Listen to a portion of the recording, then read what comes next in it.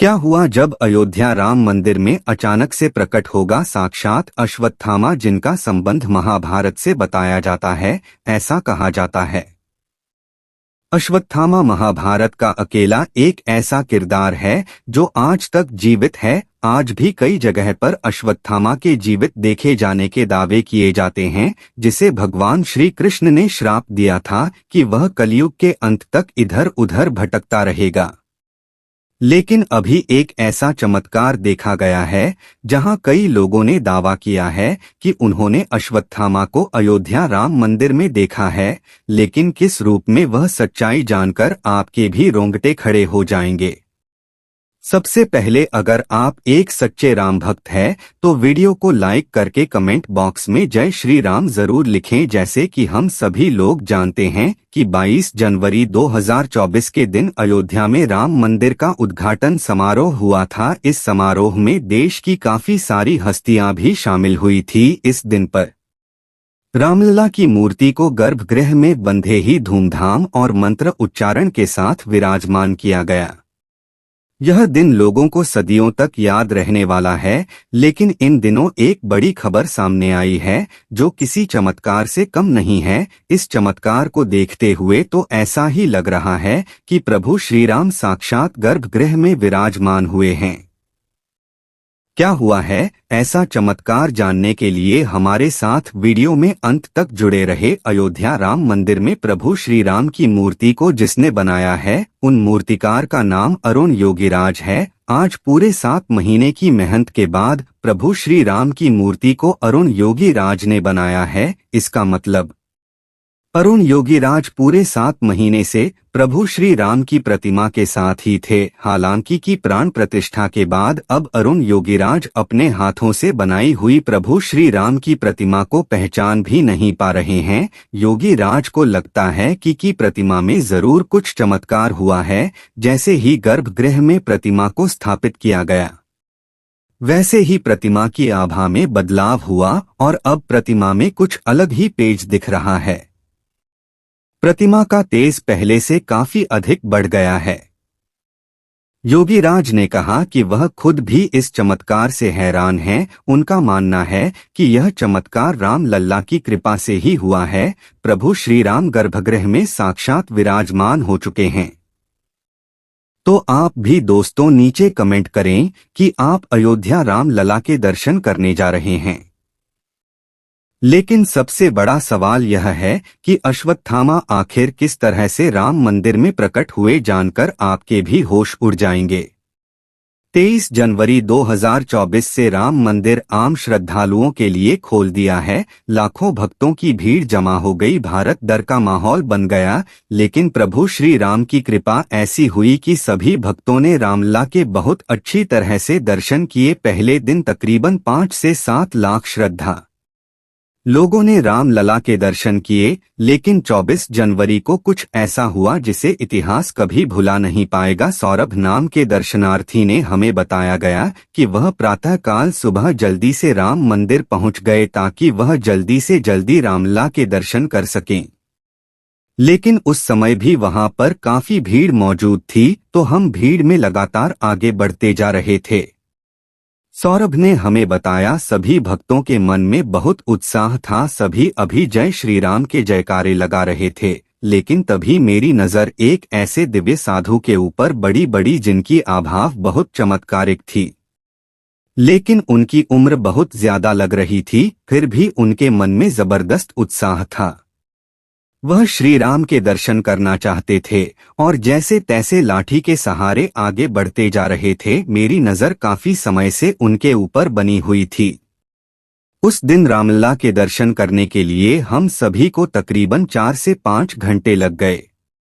हमारे साथ साथ उन दिव्य साधु महाराज ने भी राम लल्ला के बहुत अच्छी तरह से दर्शन किए। उनकी आंखों में बहुत आंसू थे, वह फूट फूट कर रो रहे थे और राम लल्ला से प्रार्थना कर रहे थे।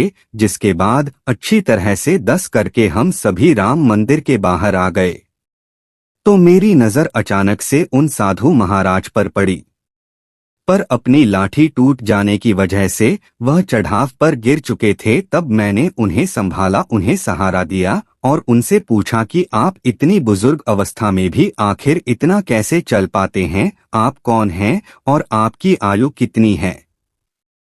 लेकिन उन साधु महाराज ने जो मुझे जवाब दिया उसे सुनकर मेरे रोंगटे खड़े हो गए, क्योंकि उनका कहना था मेरी उम्र 3000 साल से भी ज्यादा है और मैं एक श्रापित महाभारत का पात्र होगा। इतने में मेरे को दोस्तों ने मुझे आवाज लगाई तो मेरा ध्यान भटक गया और वह साधु महाराज का ही अंतर ध्यान होगा। मैं ने आसपास उन्हें बहुत ढूंढा लेकिन वह मुझे कहीं दिखाई नहीं दिए। यह मेरी जिंदगी का सबसे बड़ा चमत्कार था, लेकिन सवाल एक ही था, आखिर वह दिव्या साधु कौन थे। तब रिसर्च करने पर सौरभ को पता चला कि महाभारत में एक ही ऐसा पत्र था जो श्रापित था, जिसे अमरत्व का वरदान प्राप्त था और यह श्राप उसे साक्षात भगवान श्री कृष्ण ने दिया था और उसका नाम था अश्वत्थामा। ऐसा कहते हैं अश्वत्थामा कल युग के अंत तक जीवित रहेंगे, तो क्या उस समय में साक्षात्कार अश्वत्थामा राम मंदिर में राम लला के दर्शन करने के लिए आए थे। इस सवाल ने सभी को आश्चर्य में डाल दिया गया।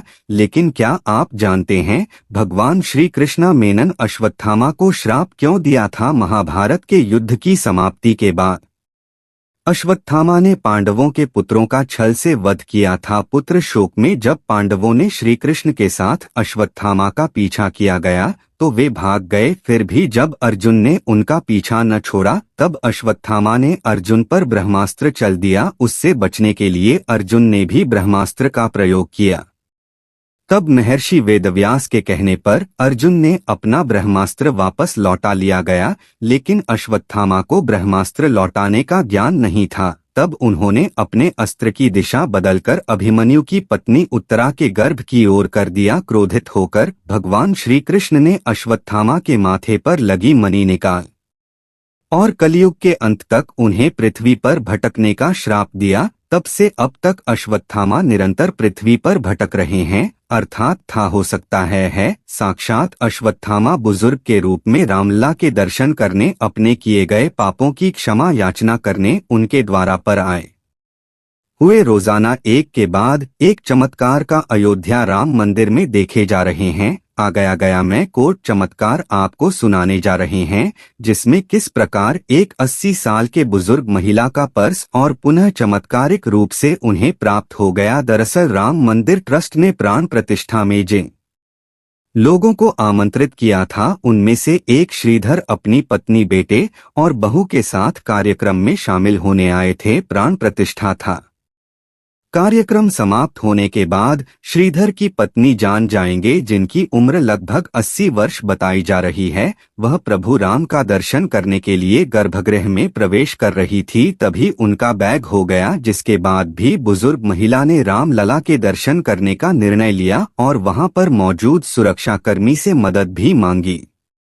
सुरक्षाकर्मी ने वृद्ध जानकी देवी को गर्भगृह तक पहुंचा दिया, जिसके बाद प्रभु राम की भक्ति में महिला लीन हो गए और प्रभु राम से अपने बैग के लिए प्रार्थना की। राम मंदिर ट्रस्ट के मुताबिक महिला के बैग में थे या शेष 550 रुपए और आधार कार्ड के साथ अन्य सामान थे, लेकिन महिला ने आने पैसे की फिक्र न करते हुए पहले रामलला के दर्शन करने का फैसला किया। अब आपके मन में यह सवाल चल रहा होगा कि महिला को बैग कैसे मिला। प्राण प्रतिष्ठा कार्यक्रम में उत्तराखंड के हरिद्वार के प्रेमानंद जी महाराज भी शामिल हुए थे। उनके झोले में वृद्ध महिला का बैग गिर गया। इसके बाद जब प्रेमा आनंद महाराज अपने आश्रम पहुंचे तो उन्हें महिला के बैग की जानकारी मिली, यानी राम मंदिर में खोया हुआ पर अयोध्या से 680 किमी दूर हरिद्वार में मिला। इस घटना के बाद लोगों में चर्चा शुरू हो गई है कि राम मंदिर की स्थापना के बाद रामराज्य भी वापस आ रहा है। प्रेम आनंद जी महाराज ने देखा कि बैग में आधार कार्ड और कुछ रुपए है, जिसके बाद प्रेमानंद महाराज ने आधार कार्ड के जरिए पुलिस से संपर्क किया और पुलिस ने उसे वृद्ध महिला को उसके का बैग सुरक्षित ढंग से वापस किया। अब श्रीधर इस पूरी घटना प्रभु राम की कृपा बता रहे हैं और प्रभु राम का चमत्कार बता रहे हैं। अयोध्या में प्रभु राम के विराजमान होने के बाद ही अनेक तरह के चमत्कार देखने को मिल रहे हैं। 22 जनवरी यानी प्राण प्रतिष्ठा के दिन एक बंदर शाम के लगभग 5:50 बजे दक्षिणी द्वार से गूढ़ मंडप से होते हुए गर्भगृह में प्रवेश करके उत्सव मूर्ति के पास तक पहुंचा। राम मन ट्रस्ट और भक्तों का मानना है कि प्रभु राम का दर्शन करने के लिए स्वयं पवनपुत्र हनुमान आए थे। राम मंदिर ट्रस्ट ने प्रेस विज्ञप्ति जारी कर इस अद्भुत चमत्कार की पुष्टि भी की है। ऐसा लगता है मानो कई सारी दिव्य शक्तियां अयोध्या में निवास कर रही हूं, क्योंकि एक के बाद एक इतने सारे चमत्कार सामान्य नहीं हो सकते। आज हमारा सौभाग्य है कि हम राम मंदिर को बढ़ता हुआ अपनी आंखों से देख पाए हैं, लेकिन इस राम मंदिर के पीछे कई कट्टर हिंदू साधु संतों का बलिदान है। तो इन सब को आप सब मिलकर श्रद्धांजलि जरूर दे। धन्यवाद। जय श्री राम।